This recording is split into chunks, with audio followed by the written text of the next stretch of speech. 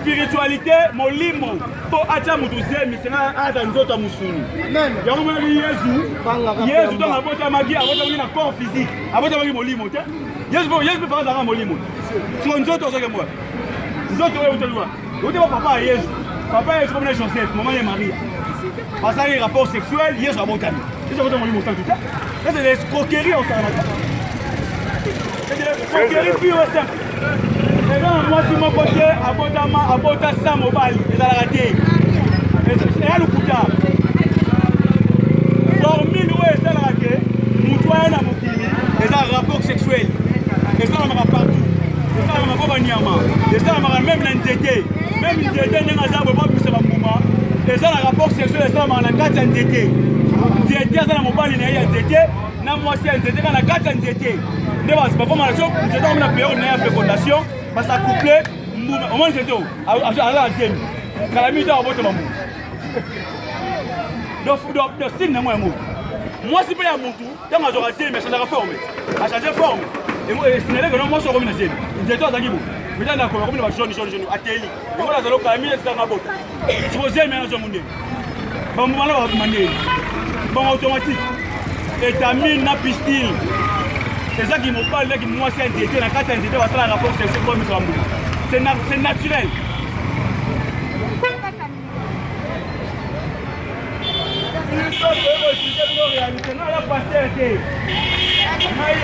Enseignant, on a donné nos savoirs africains. Si on a ici, on a besoin de moudouté. On a c'est fini. Si on a si la question, mbongo na yo, pesa mwana na yo, futa ndaku. Na a besoin mbongo te. Tatouage, c'est Afrique. Parce que quand on a besoin de ça encre va taliboso.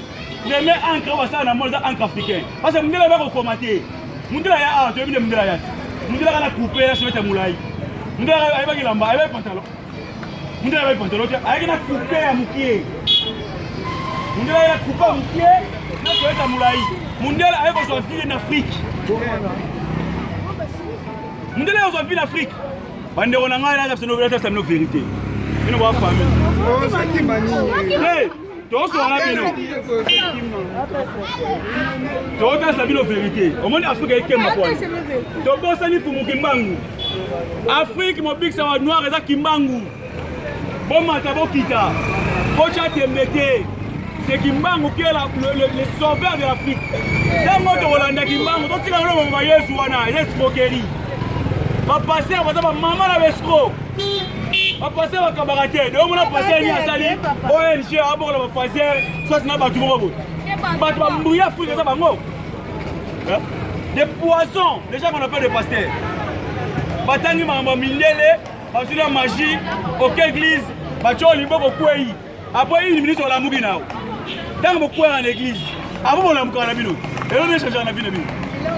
Mais au coin, on passe à quoi ça qui n'a pas au coin qui m'a pas au coin aux origines. Le spectacle est pasteur. Le pasteur aussi un spectacle n'a pas gagné ma bonne église. On passe à quoi ça va. On a le veste à boire qui beaucoup. Après, pourquoi qu'est-ce que vous avez gagné? Rien. Mais l'exploitation va s'arrêter à la vie non. On va pas me coller, on va pas s'arrêter dans l'église. Pas me coller, on va quoi ici au pénal. Mais vous avez normal. Donc, nous y allons à quoi ça va. Après, quoi ça va, vous allez vous travail. Vous êtes n'importe quoi. Il faut, dans une période, il y a invention. Il faut se prendre en charge. Donc, on a besoin d'inventer ma téléphone. On a mindélé. On a besoin de tout le monde. Vous savez, mais pourquoi la mindélé va avancer sur le radis? C'est que hier, on a la coterie. On a fait ça y est. Hier, on a la coterie. Hier, on a fait ça bandérolé la mindélé. Pour hier, je me mindélé. Il y a du coup qu'on voit comme Waka Yesu. On tient mon panti. On a vu le retombango. On a le prophète Yaras Nabiso Moutoukouin du Kimbangu. On a la bonne ligne Nabiso. Pour inspirer Biso dans le développement. Tout le monde a mis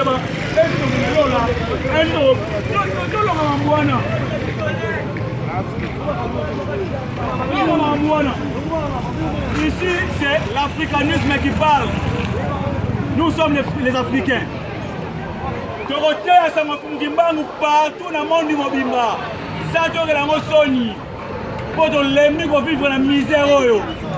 Yesu tobaye ye Yesu depuis ozwa na Afrika koma na pasi ya kosangana te.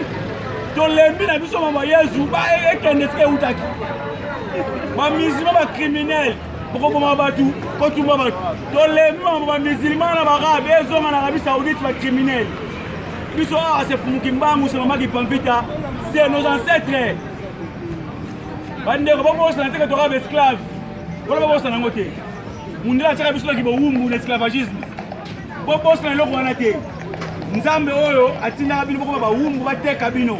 Depuis mukile zala mukili, ezala race ko ba imilia ko ba race ote. Là ça va tout minu tilelo.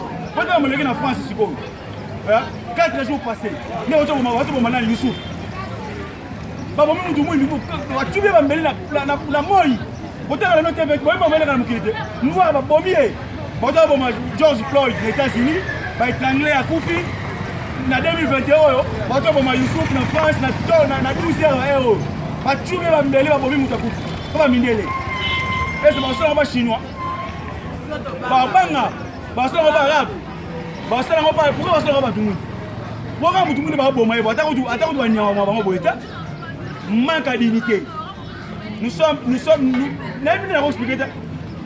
noirs des animaux développés.